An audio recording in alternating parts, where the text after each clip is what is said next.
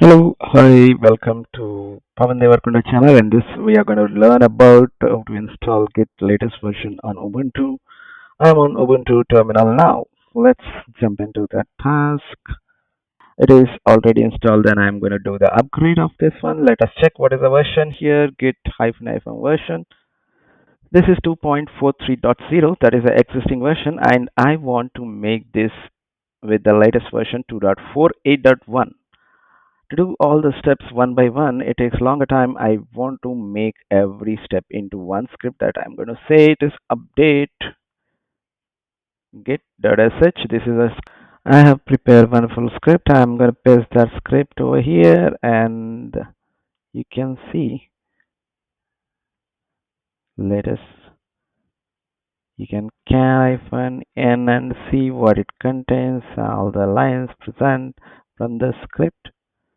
Right, perfect. We can install this one with the bash and update sh.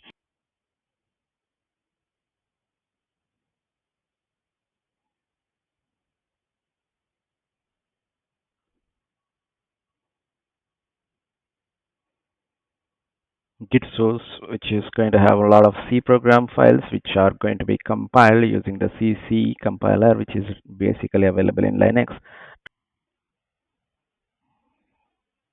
Every .c file after compilation, it creates a .o file. Here, that is Git version installed with the 2.48.1. We can see it takes around 200 seconds, 216 seconds to get installed. That is how we got the complete steps. Once again, we can check git hyphen version. You can see that latest version. We can get it after running bash.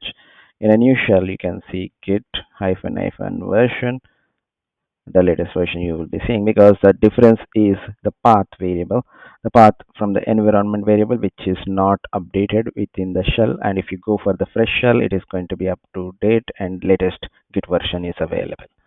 That's all from this session, and thank you so much for watching. Please like, share and subscribe.